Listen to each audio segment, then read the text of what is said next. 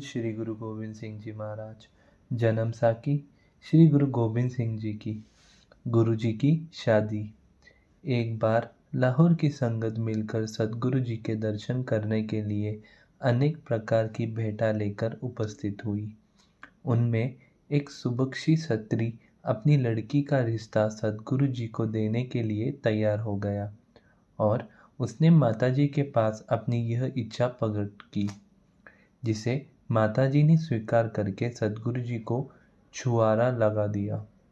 योग्य समय उपरांत विवाह का दिन नियत किया गया। सुभिक, जिसका नाम हरजस था, की इच्छा थी कि सदगुरु जी बारात लेकर लाहौर ही पहुँचे, लेकिन उस समय देश के हालात ऐसे थे कि लाहौर बारात लेकर जाना ठीक न समझा गया, जिससे सुबिकी के मन की प्रसन्नता के लिए सदगुरु जी ने आनंदपुर से 7 से 8 मील दूर उत्तर दिशा के पहाड़ में एक सुंदर शहर रचकर उसका नाम नवा लाहौर रख दिया। इस नए रचे लाहौर में सुबुकी और उसकी संबंधी परिवार को निवास करवाकर आप जी ने श्री सुभाग जीतो जी के साथ 23 आषाढ़ स्वामी सप्तमी 1734 को विवाह रचाया। यह स्थान अब गुरु का लाहौर के नाम से प्रसिद्ध है। आनंदपुर से पक्की सड़क बन गई है और गुरुद्वारा भी सुंदर बन गया है। एक दिन सदगुरु जी घोड़े पर सवार होकर बाहर सैर करने जा रहे थे कि आगे आप जी के कपड़े धोने वाला धोबी मिला। उसने निवेदन किया कि महाराज, कपड़े धोने के लिए यहाँ नज़दीक कहीं भी पानी नहीं है, आप जी के वस्त्र किसी तरह साफ करो। उसका निवेदन सुनकर आप जी ने वह ही पृथ्वी पर बरछा मार और संगो दास को आदेश किया कि इससे खो दो। पर जब संगो दास से बहुत जोर लगाने से भी बरछा न खोदा गया, तो सदगुरु जी ने घोड़े पर बैठे ही बरछा खोद लिया। धन श्री गुरु गोविंद सिंह जी महाराज। यह कौतुक देखकर महरी चंद को विचार आया कि अगर मुझे हुक्म होता तो मैंने बरछा खोद लेना था। महिर चंद के मन की जानकर पहले स्थान पर ही एक और बरछा मारकर गुरुजी ने महरी चंद को कहा कि बरछा खोद लो। उसने एड़ी चोटी का जोर लगाया, लेकिन बरछा उससे न खोदा गया। जब फिर इस बार भी गुरुजी ने सोए बरछा खोदा। जब इन दोनों स्थान से पानी की धारा चलने लग गई, तो फिर सिंहों ने निवेदन किया, महाराज जी, एक धारा और प्रकट करो, जिससे यह गुरु की त्रिवेणी बन जाए। सिंहों का निवेदन स्वीकार कर आप जी ने एक और बरछा मार कर खोदा, तो तीसरी धारा भी चलने लग पड़ी। इसी तरह इस 3 धारों त्रिवेणी के सिखों संगते स्नान कर आज तक आनंद प्राप्त कर रही है। विवाह का शुभ दिन आ गया। बारात की तैयारी होने लगी। सदगुरु को चंदन की चौकी पर बैठाकर शरीर को वटना और अन्य सुगंधित पदार्थ मलकर स्नान करवाया गया। इसके उपरांत सुंदर पीले वस्त्र पहने गए। सिर पर जरी की जलधारा दस्तारे सजाकर बहुमूल्य कलगी बांध दी गई।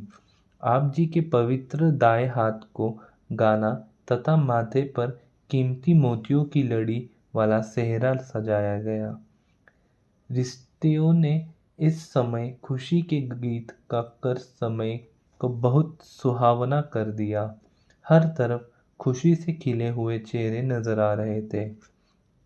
फिर आप जी को जब सुंदर साज से श्रृंगार हुई घोड़ी पर सवार करके ऊपर छत्र झुलाया गया, तो उस समय की जो शोभा थी वह वर्णन नहीं की जा सकती। धन श्री गुरु गोविंद सिंह जी महाराज। आप तारों में 14वीं रात के चांद की तरह सभी समधियों संगतों में शोभा दे रहे थे। इस समय बाजे बज रहे थे। स्त्रियां सुंदर सुंदर आभूषण कपड़े पहनकर खुशी के गीत गा रही थी। बारात कुछ घोड़ों तथा कुछ रथों पर तैयार हुई। रथों के बोले की घटिया तथा घुंघराओं की बड़ी छन छन तथा टन टन हो रही थी। हर बाराती बड़े सुंदर कपड़े तथा कड़े कंडे पहनकर सजा हुआ था।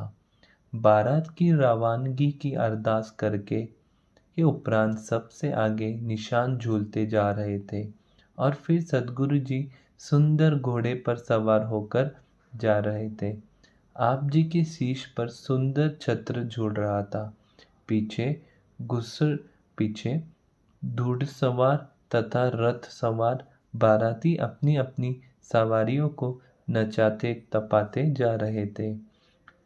इस तरह खुशियों के साथ पहर दिन रहते बारात नए लाहौर पहुंच गई। आगे स्त्रियां तथा पुरुष बारात के स्वागत के लिए खड़े थे। सदगुरु जी की तरफ से मामा कृपाल जी ने हरजस सुबिखा जीती जी के पिता से मिलनी की रस्म अदा की। इसके बाद नियत स्थान पर बारात ने डेरा डालकर विश्राम किया।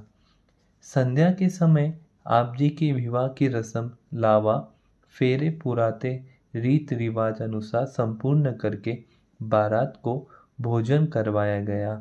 दूसरे दिन अमृत समय ही आशा की वार का योग्य स्थान पर रबाबियों ने कीर्तन किया तथा दीवान सजे संगतों ने उपस्थित होकर चरण बंदन और भेंटा अर्पण की।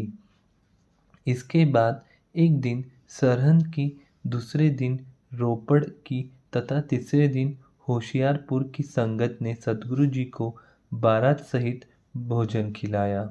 दिन में नट बाजीगर तथा अन्य कंतिकत अपने अपने करतब दिखाकर बारात को प्रसन्न रखते और बहुत सा धन प्राप्त कर सदगुरु जी का यश गान करते।